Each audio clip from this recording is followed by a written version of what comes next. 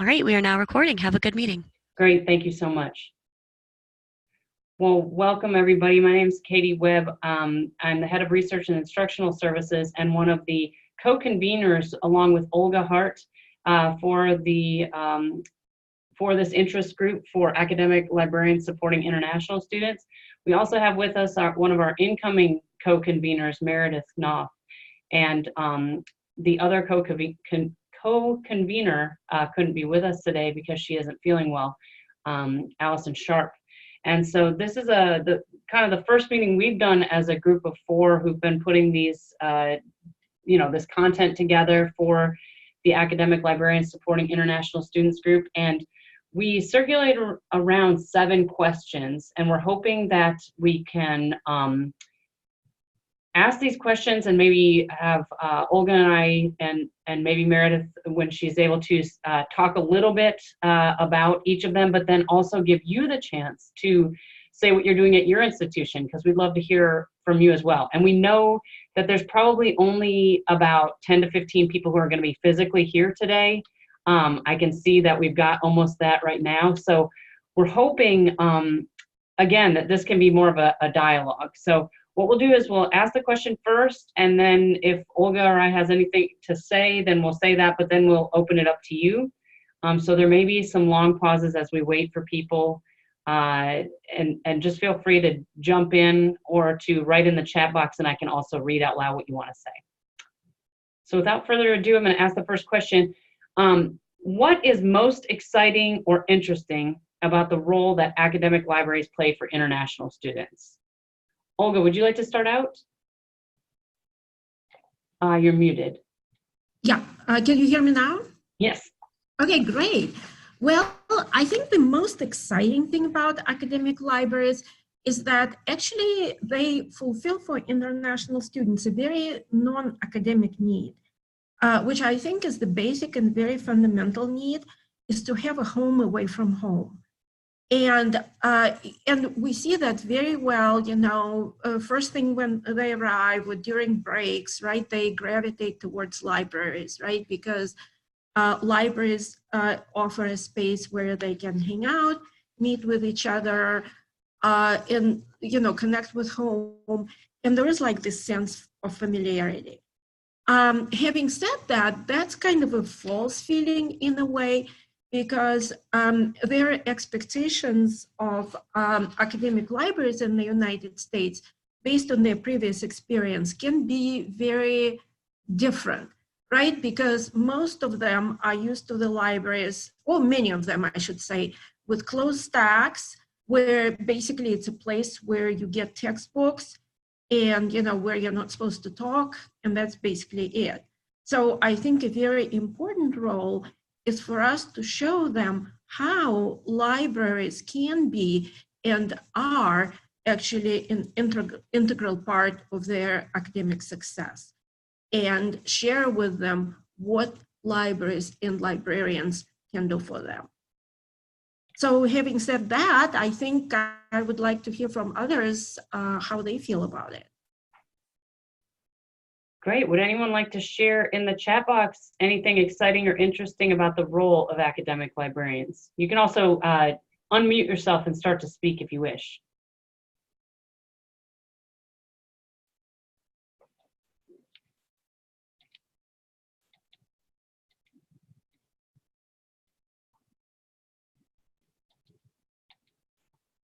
Anyone have something to share? I do think that was a really good kickoff for what we're going to be talking about, Olga, because I think so often the library is really the heart of the university.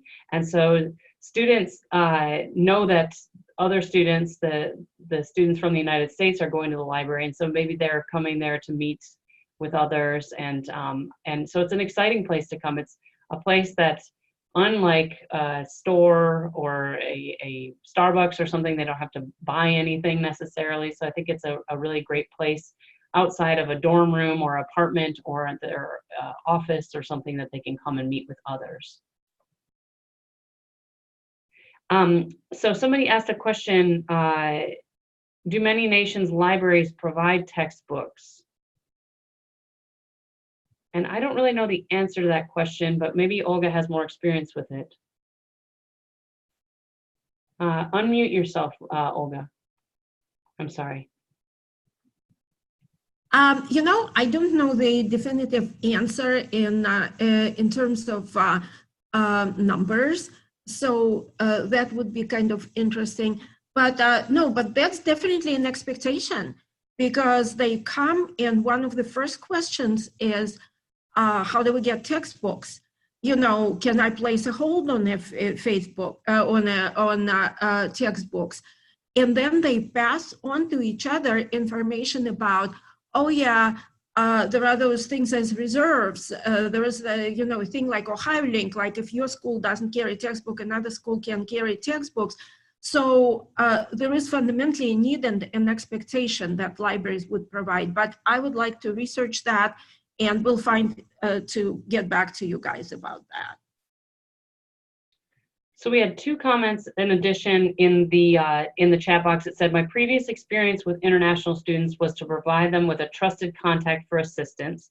And in the same vein, Kathleen said, I think that it's nice that we may be people that they feel comfortable asking for help.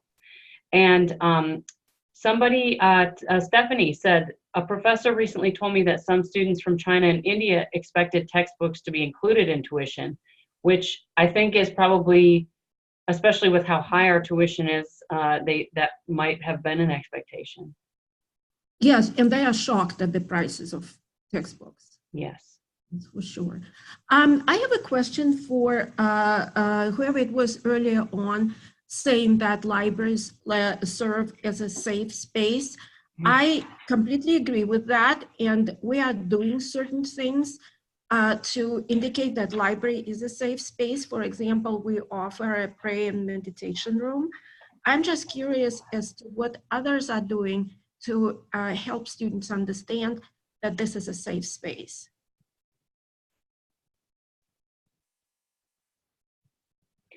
We do not have a prayer and meditation room. There's one in the student center, which is right next to us. So we've considered putting one, but we know that the majority of students are being served in that space. So we don't have one, although we have considered doing it to make it a more welcoming place.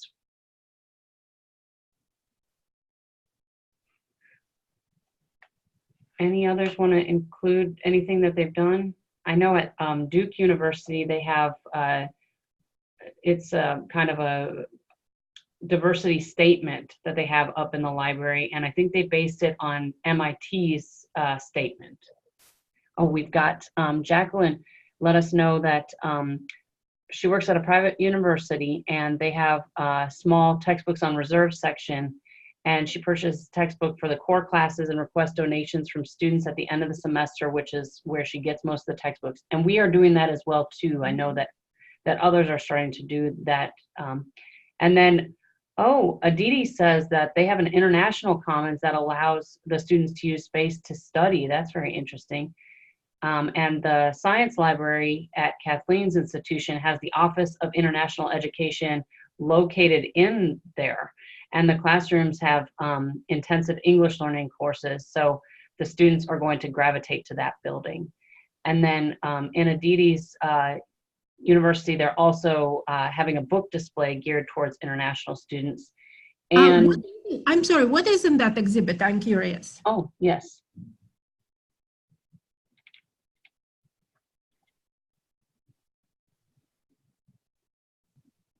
Well, another prayer and meditation room.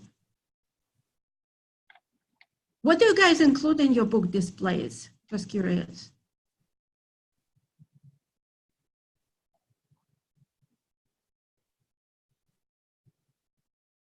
In our book display, we have a leadership display, but we also have some films, especially that are in foreign languages that also have English subtitles or foreign subtitles. And the response was that they have themes every month to inform students about the culture, history, and current events. So do you choose a specific country, or do you, is the theme something to do with religion or, food or culture or something like that?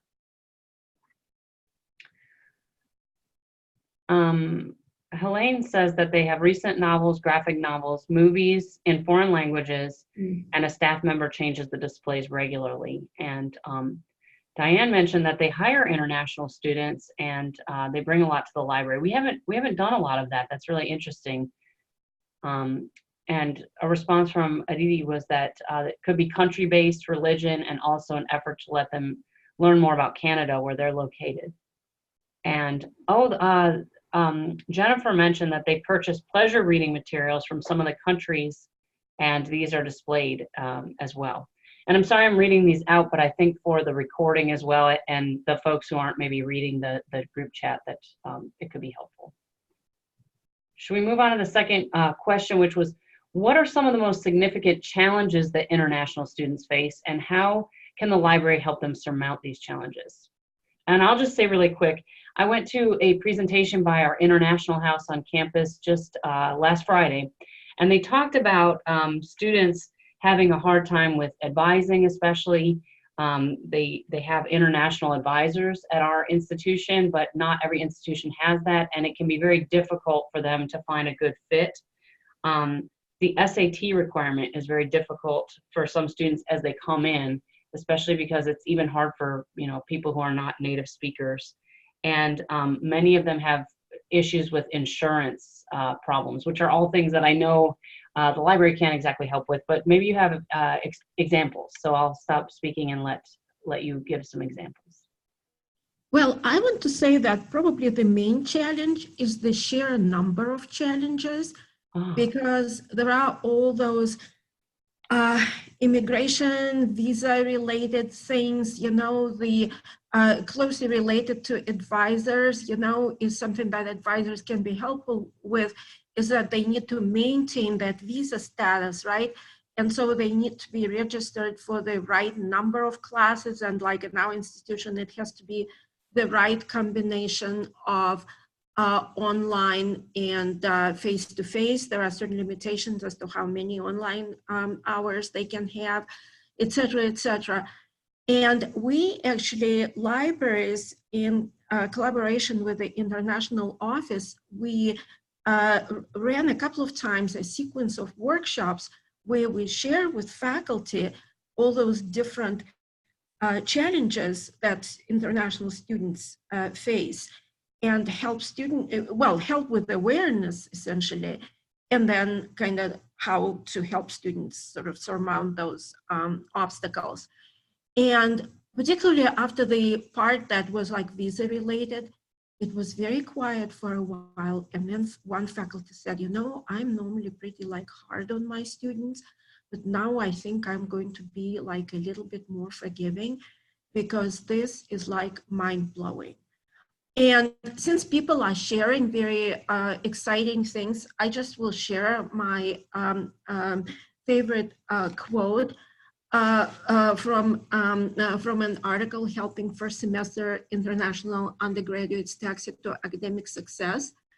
So the author says, new international students often go through the developmental stages of childhood, for example, emotional, cognitive, and linguistic stages, in a compressed, highly accelerated way. And I think that this encompasses what several people said, right?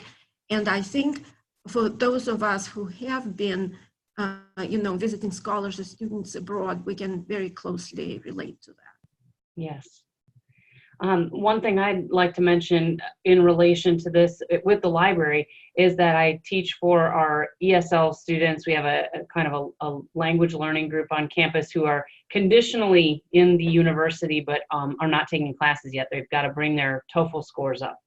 And one of the things that I teach them is about copyright, and that differs very much from country to country. So it's very different to people from Russia, even from Europe, and from Saudi Arabia. We have a large Saudi group on campus. And so this is something that I've found is very different. And it leads into some of these things that people are talking about in the chat, which I'll kind of just list off, like citations. When does it need to be cited? In some cases, it's a very big honor for someone to cite something or use big parts of what they're doing, like what they're writing, from somebody who's more learned than them. And so I think that that was a surprise to the students, and they mentioned that to me. Jennifer mentioned that one need that students have is getting all their paperwork lined up, health insurance, driver's license, and the library helps with scanning documents and navigating the government websites. That's really helpful. We still have to remember that some of these students are 18 years old, and we didn't have it all together when we were 18 either, and know what we were doing as well. So, and Helena says that challenge is working over the summer. There's lots of restrictions, and so people who had no summer teaching can work on campus. And Stephanie talks about an experience with working with international students who were refugees at a small liberal arts college, and some would need some coaching would have been helpful to work with them. And then Jennifer talks about a hidden curriculum. They may not provide examples of documents, or the students may not know what that is, and faculty may be disappointed, and the students are just trying to guess what that is. Stephanie asks, even after TOEFL, how do your libraries support ELL students? I find some have passed the TOEFL, but reading and analyzing English language text can be challenging and take much longer than native speakers. At the risk of speaking too long, and then I'll turn it over to Olga, I find our writing center is not as helpful as I would like them to be, although we have a very good working relationship with them, because they don't see that as their role. And so we often get people at the reference desk who want us to look over papers and things. So I see the same thing here. Olga, did you have something to say? Sorry. So what I want to say is that, at least we have progressed to talking about whose role it is. Because clearly, people at the Writing Center have sort of limited expertise, right? In that they are typically language majors. And this is really about the conventions of the discipline, right? Even, specifically plagiarism prevention, right? So what people need to know if they are writing majors is one thing, but then, some questions I get about, for example, sciences, computer codes and stuff like that, and copyright infringement issues in sciences, they are extremely different. And those things I have never thought about. I don't feel at those generic workshops that I do, I have the expertise. So what we are doing, at least through those workshops for faculty, is we're raising awareness. And so I really like that quote, academic language is no one's mother tongue, and it's like, okay, they may have passed TOEFL, everyday English can be perfect, but writing a paper and following conventions, understanding what's in the papers. So basically it's your guys' job, and people are getting to see that, but I think they do it to a varying degree. And to tell you the truth, I think some of those things like analyzing academic texts, I think it's not specific to international students. I think, first generation students and, some other students, non-traditional students who had a huge gap could benefit from that kind of teaching and reading as well.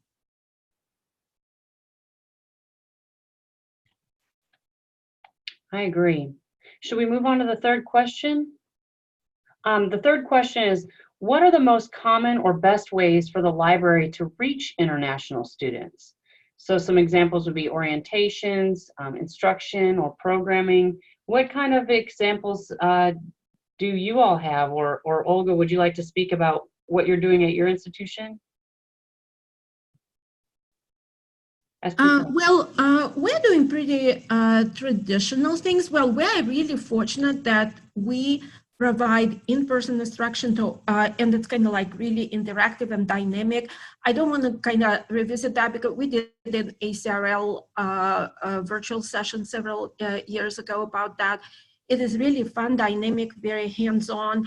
And basically in that hands-on, even though it's through activities and students get to do some things, we just keep repeating. We understand that we're giving you an awful lot of information.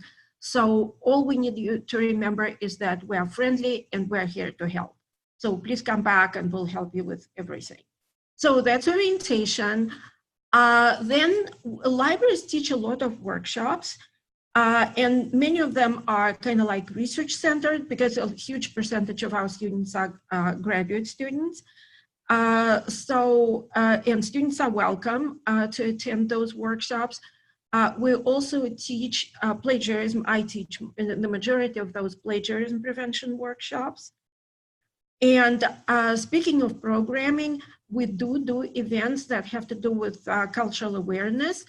And it can be like something like, say, introducing American Thanksgiving or things like that, or kind of flipping it, where students can talk about holidays and traditions in their countries, and they get very actively involved in this programming and absolutely loving hiring international students. It's true that it's a lot of headache because they have limitations, but they bring so much into that programming, their ability to network with other students, organizations on campus, and kind of come up with interesting ways to add twists to the topics every year. So that's been very rewarding. Great. I'll add that we do we also do the orientation. We do an international student orientation at my institution. I do a introduction to the library for those ESL students, but I focus on language learning materials, things that they can use, like databases that read articles aloud to them, or magazines that may be more of an interest to read, or things like Harry Potter that they might be wanting to actually sit down and read, not just things that are only academic things. And I'll also mention that they have a program on my campus called First Friends, not run by the library. It's run by our international house, but you can be the first friend. Like, they partner an international student with a domestic student or a domestic person. And so I did this once where I became a friend with somebody who was a Saudi woman who had children the same age as mine. And so I even helped her learn to drive, which was actually quite scary because we were the same age and she had never driven a car before. So there are some ways to do this, I think, that don't require us to also frame it around academic library resources. So I want to read a couple things from the group chat, and if anybody else wants to jump in and talk, they can do that as well. Couple people said that they have tutorial videos, LibGuides, and videos in other languages. That's neat. We had a question on our listserv about that recently. Working with International Education Department and Writing Center. Another question that was asked was, anyone get pushback from professors who want full immersion? Deborah, did you mean full immersion of English?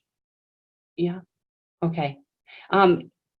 We constantly get that from our international office. Oh, don't try to give them tours in Chinese, whatever. They need to hear more English. They need to speak more English. Oh, we have started having a Spanish language orientation at our institution. Amy mentioned that they offer a couple of different programs jointly with the Office of International Programs and Research, as well as with the libraries, like a welcome at the beginning of the year, cultural conversations each quarter with an international speaker, and celebrations of different holidays and traditions, regular discussions of what's going on in the world, and an international student orientation and instruction session. So wow, you guys are really doing a lot. Olga, one moment. Make sure to unmute.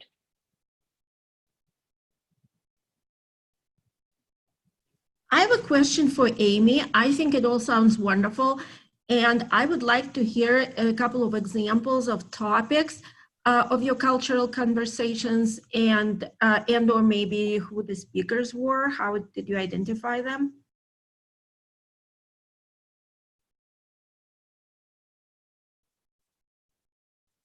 Okay. Excuse me, you caught me with something in my mouth. Our cultural conversations, we bring people in from the community who have either lived in multiple places around the world or one of our international scholars, and they will speak on what they're researching. For example, we recently had somebody, one of our international grad students who grew up in was born in El Paso, but grew up in Ciudad de Juarez, and talked about walking, living in El Paso, in Ciudad Juarez, but going to school in El Paso and walking 6 minutes across the bridge, and what it was like growing up and walking that 6 miles when it was open, and then how that bridge has been walled off, and then coming to America to go to school, because that was how her mother said you're going to have a path, because she's an American citizen, because she was born in El Paso, but her mother grew up, lived in Mexico. So she talked about her life and what it was like to grow up as a gay woman, a lesbian, and how difficult that was, for example, and to study in the United States and coming here to Washington State. Another person came who grew up and was born in Italy, raised in France, went to school in Colombia, and then came to work in the United States. And so he talked about all the different traditions he learned and experienced that way before coming to work here in Washington State.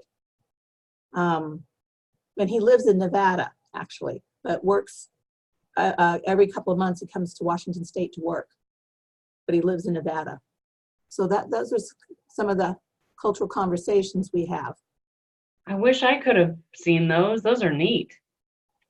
There is a website, and I can find it, that talks about how to do it. It's something that our student engagement and community outreach librarian learned about at a conference she attended, and we decided to try it on our campus. So I'll see if I can find that website. That would be wonderful. Thank you. Mm-hmm. And thanks for speaking. It's great in the chat too, but appreciated hearing from you. Sure. So shall we move on to the next question? We have the next question is, what are the biggest challenges for librarians seeking to reach international students?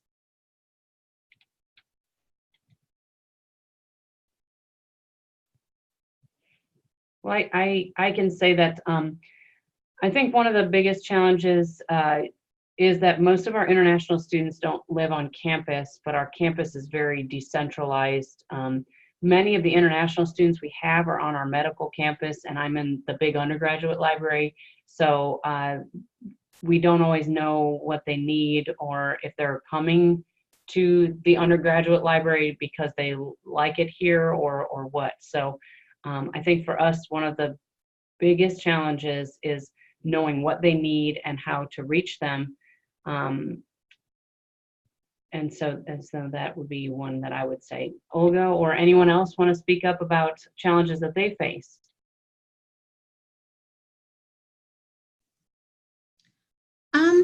I guess kind of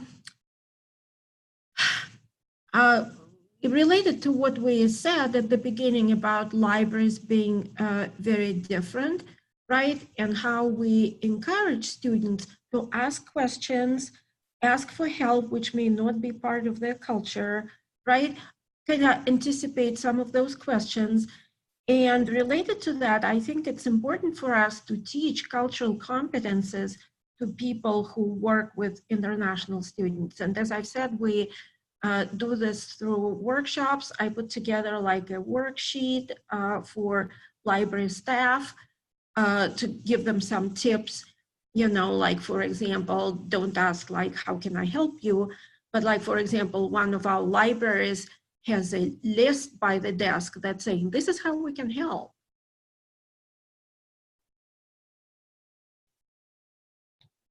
Great idea. One of the things we've had problems with is our printing is very Byzantine, even for students who are from the United States. And so making sure if we see somebody hanging around who clearly doesn't know what is happening and is trying to do some printing, that we're being really proactive to ask them if they need help and making sure they understand that everybody struggles with this. My name is Robin Brown.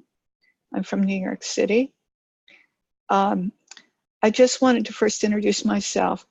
I'm concerned for the international students. I'm just beginning to think about them as a separate subset. And one of the challenges is, how do you find them? Because they don't have signs on them saying I'm an international student, particularly in my environment, which is extremely diverse and extremely urban. And the minute you think somebody is an international student, you can discover when they open their mouths that they've been here since they were 2 and they speak with a Queen's accent. I had somebody self-identify the other day because she needed to change her password and it asked for a social security number, and she said she didn't have one. I now know the answer to that, which is their assigned number. Go ahead and refer them to the Office of International Students. They will help them figure out what their number is. But unlike a residential campus, this is a completely commuter campus. The issue is, how do you find them? How do you figure out whether or not their needs are radically different? And so I'm going to go ahead and mute myself and see if I'm opening a conversation. I think it may depend on who your, leading populations are. So we have a lot, for example, of Indian students, Chinese students, and students from Middle East. And, some of them wear traditional clothes, and so as I've said, one of the kind of distinguishing features is that they love to hang out in libraries. Some of them have their like traditional spaces, like almost like dedicated tables. They like to work in teams because most of their cultures are more of a group versus individualistic. And also we have a very close relationship with the International Student Office. So if, for example, we have workshops or events, they are publicized in their daily newsletter, and a lot of them live around campus. Most of them, and so we're talking thousands. So most of them live around campus because this way they don't have to drive, because most of them don't own cars. So they hang out in libraries on campus after hours, during breaks. So many of them we know by name because they're just regulars. We've developed a relationship with our international house. And so as I don't want to keep going on and on about it, but I worked with this ESL group, and there's about 30 to 40 of them as they come in. And so I try to invite them to say hello to me if they see me at the reference desk or walking in the library, or I try to remember their faces as well. So I've created relationships with their instructor and try to make sure that I'm in there every time a new group comes in. And then those students become freshmen or become students at our institution. I do think that it is difficult to tell. One of the things that that international house presentation I went to the other day said was that the group you were referring to, Robin, is called Generation 1.5, or that's what they call it, where the people may have come when they were very young, so they speak with American accent, but they still also grew up in a home where they were not native speakers of English exactly. Were native speakers of English having gone through school, but they speak another language at home. So that was kind of an interesting, I had never heard of that phrase before, Generation 1.5. And so some of that is very difficult. They also said that some people are born in the United States, like the person Amy was speaking about, born in the United States, but their parents maybe have been graduate students or something, and then they went back to their home country. But then the student comes to the United States with an American passport, and they have never paid taxes or have any information about them. They have the US passport, and that's about it. So those students have even different needs. So I think it's really hard to tell, and if there's not an international group already doing something on campus, it may be interesting to start one, or to discuss that with other people, like who deal with transfer students or with first generation students and things like that, and see where you can create something. Katy, I think we have an interesting question here. Do any of you try to engage with your teaching faculty who have grown up and or pursued higher education outside the US to help bridge their expectations, understanding of challenges, and individual person differences in student approaches to their academic pursuits? In our case, I would say that in some instances, it's not deliberate. It's just when we have faculty workshops, we have a lot of international students and TAs who attend and bring their perspectives. So that was unintended, but valuable. And also we had kind of upon request from faculty, again, it was a joint venture between libraries and international office and other bodies on campus, workshops on teaching and helping Chinese students, because that's our predominant population. And there were quite a few concerns. And again, they were instructors who, many of whom are international, who have significant experience working in China or with Chinese students. But I would love to hear from others about that as well.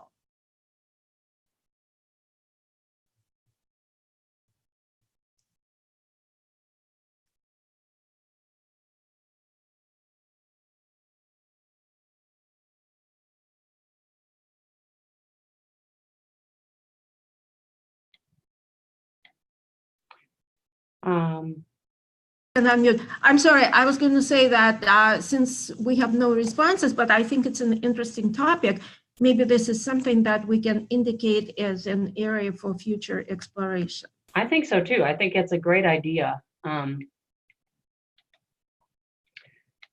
Shall we move on to number 5, which are what are the most important things that international students need to know about the library? For me, I think something Olga mentioned earlier is that a lot of libraries, I lived in Germany for 4 years, a lot of those libraries have closed stacks, and so they may not know about the fact that they can go up to the stacks and physically pull things off the shelves. They may not know about reserving a room, which can be very helpful while they're preparing for things. We have many different room reservations that are available to them. They may not know that we are open overnight. That is something that they're often surprised about. And then the printing thing, the students in that ESL group that I work with, they do not get a printing budget because they don't pay tuition the same way. And so one of the things they need to know is how to get a budget for that. They just, have to purchase a small card or something. But I think that is not always really intuitive. And so making clear the things that aren't intuitive are really important.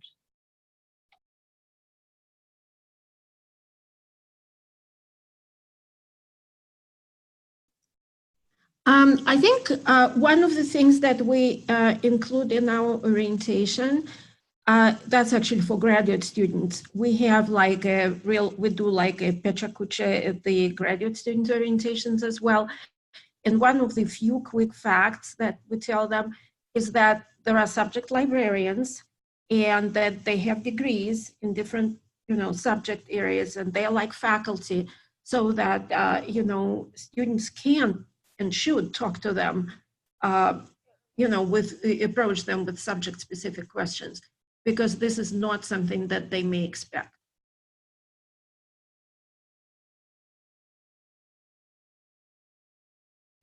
A number of interesting things coming up in the chat about translation projects. So one was from Helene about writing social media posts in foreign languages. They're looking at Spanish.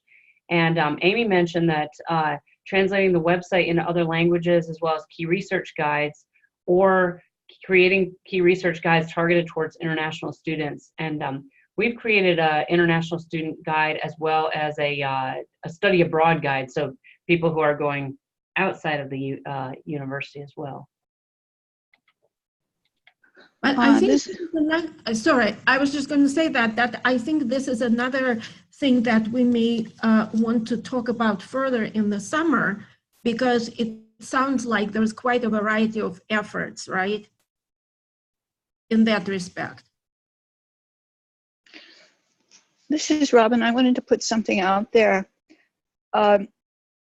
It's striking to me, as I listen to you, that many of the needs that are perceived to be the needs of international students are also the needs of remedial students from any background. I work for a community college, so many of the students that we work with, well, let's just say they were not well served by the New York City public school system. I would be interested, in terms of staying in touch with you all, if somebody else comes forward who also works for a community college, because I'm wondering whether the needs of international students at the community college are that easy to differentiate from everybody else, other than the fact that they don't have a social security number. This is interesting to me, as I too have spent some time abroad. And I have a compassion for all of our students, but particularly the international students who have decided to start in a community college rather than at a large research university. As I said, I work in New York City, which means that we have an extremely diverse student body, and we have over 100 languages represented within our student body. The college continually puts out those kinds of statistics. I have no idea how many of those languages are. I would say that many of our students are generation 1.5. So I just want to put something out there that I would be interested in hearing from somebody else who comes from a community college background. I work for a very urban, diverse community, one of the largest in the country. I would be interested in hearing from somebody else if they want to talk about or do research on what are the needs of international students in community colleges. Thank you.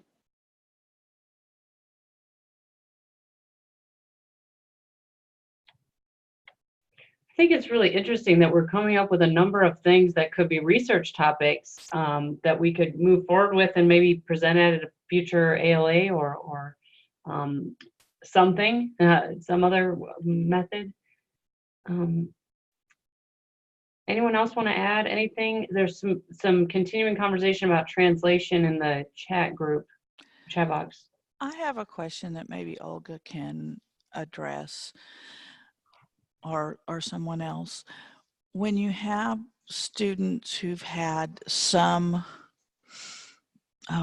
maybe they have a degree in chemical engineering already, but then they've come to the US and they're having to step down and be re-educated over here for a career placement. the differences in the way they experienced higher education in their country and instruction versus the way it's often presented here. Have you dealt with any of those differences? You know, I personally have not heard. I'm sure that there are stories, and I'm sure that maybe my colleagues at the science library hear more of those. But I know that, you know, many of those students, because they are graduate and doctoral level, they have to teach, and that is a big learning curve.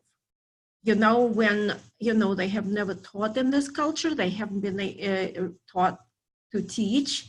We actually have a track for graduate students called PFF, Preparing Future Faculty. Not we, but, you know, the university does. But it is a very interesting question. I just don't know much about that.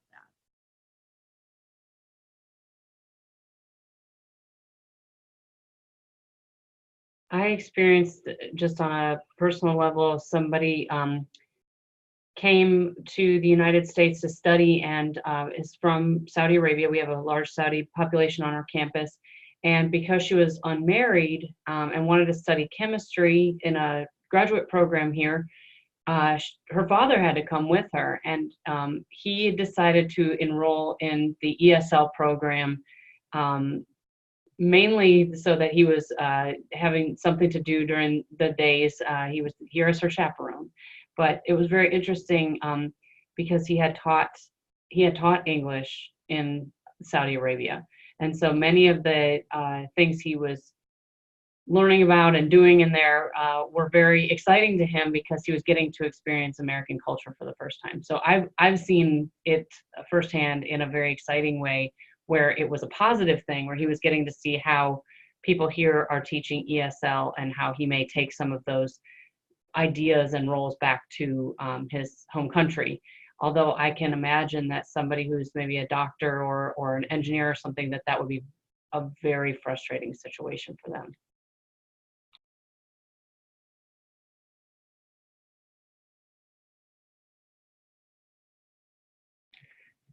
Shall we move on? We only have 12 minutes left. So one of the things that I'll say is that we prepared some of these questions for Megan Oakley for her Library and Information Studies students at Syracuse. So the sixth one, we might, because of the, you know, the group we have today, we might not talk much about, but this question was for her students. But what do you most want LIS students to know about international students and library efforts to support them? So this is going towards the training of new librarians and what they should know, kind of boiled down.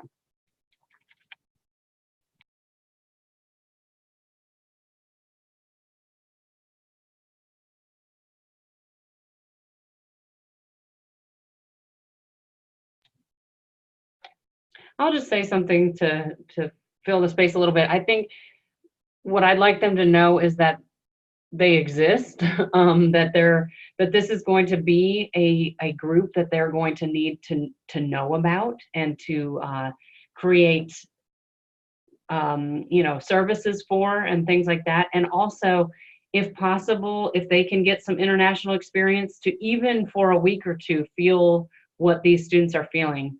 My 4 years in Germany are hugely helpful to me as I see these students struggling, because I have been that person struggling. I have known what it's like to have to go to an office to get a visa that I don't understand what the visa even says on it, getting stamps and things like that. So I feel like I am uniquely positioned to understand what these students are feeling. Maybe not exactly what they're feeling in the US, the other way around, but I do think that having them get a little bit of experience, even if it's a short time, is a benefit towards the empathy portion of the services.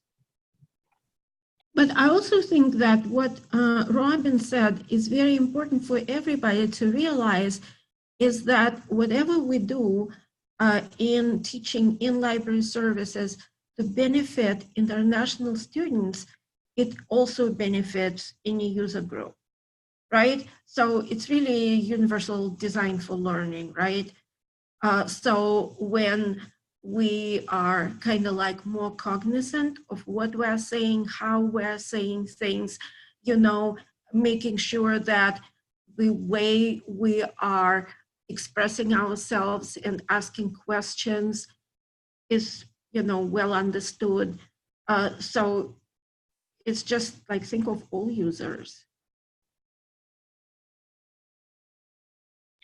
Just to also say that I understand that study abroad and travel in general is very expensive, and so that is not open to everyone. I think, but as Jennifer said in the chat, having empathy or getting some cultural competency training, that's also a really great stand-in for that, and that I understand that that's not open to everybody. But great points, Olga. I think you're right, especially with universal design for learning and things like that. It really does help people with disabilities or first-generation college students or people who are from another culture. It really does help everyone to be more inclusive. I wonder if we should, before or instead of addressing our last question. Yes. Because I mean, we can probably do resource sharing via the listserv or, Yes. you know, more productively. I was wondering if we can talk about succession and more about our summer plans. Great idea. So we are looking for new co-conveners of this group. So currently we're working in a small group of 4 people who is putting together content like this and content on the listserv and making sure that we are responding to things that ACRL is asking of us and questions as they come up. This was meant to coincide with midwinter. We didn't have a meeting at midwinter or physically attend midwinter. So we are looking for around 2 people to serve as incoming co-conveners to serve on that small group to, again, bring some new content to this group and to keep the conversation going. And so if you're interested, it'd be great to hear from you to take this conversation further. And also that resource sharing, if you want to share resources among each other, I think that would be another way for us to get the conversation going on our listserv, which I know, like this meeting, it's sometimes slow to feel like it's okay to respond, but we do want to hear from you. So I bet the best way would be for us to put our email addresses in the chat box, and I can post a call out for that, maybe along with the recording or something, so you don't feel like you have to put it in the chat box. But it's all mostly online meeting, and that would not require you to attend ALA.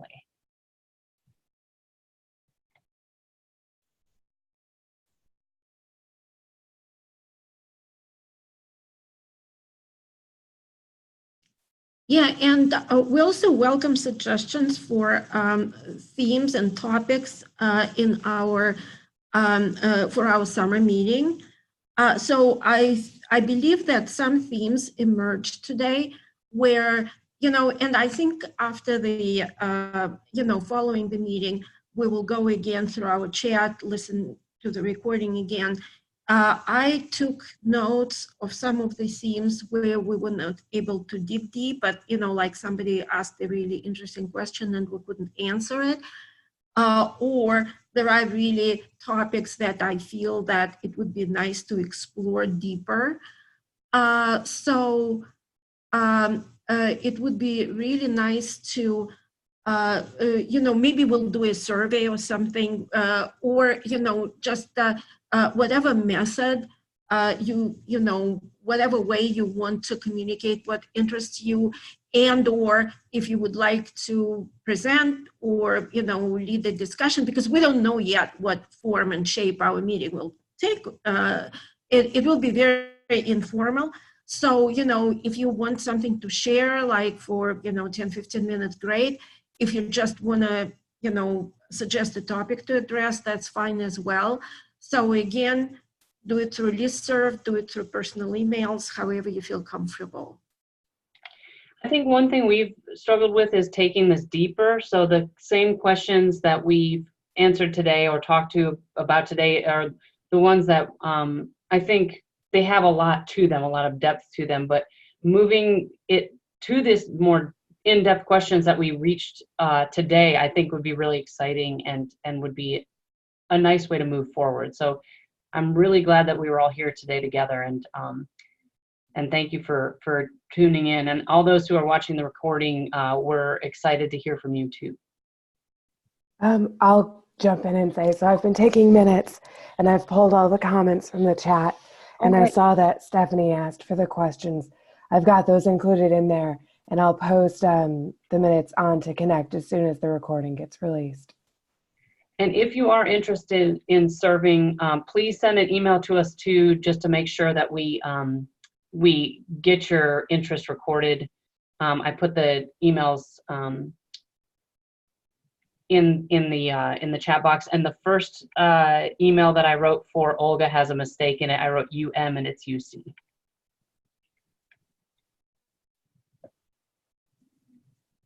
Thank you so much for being here today with us. We really appreciate it. This has been a meeting of the Interest Group for Academic Librarians Supporting International Students. We hope to see you this summer when we have more content, more meetings, and we'll look forward to speaking with you then. Thank you. Thank you all. All right, this is Lauren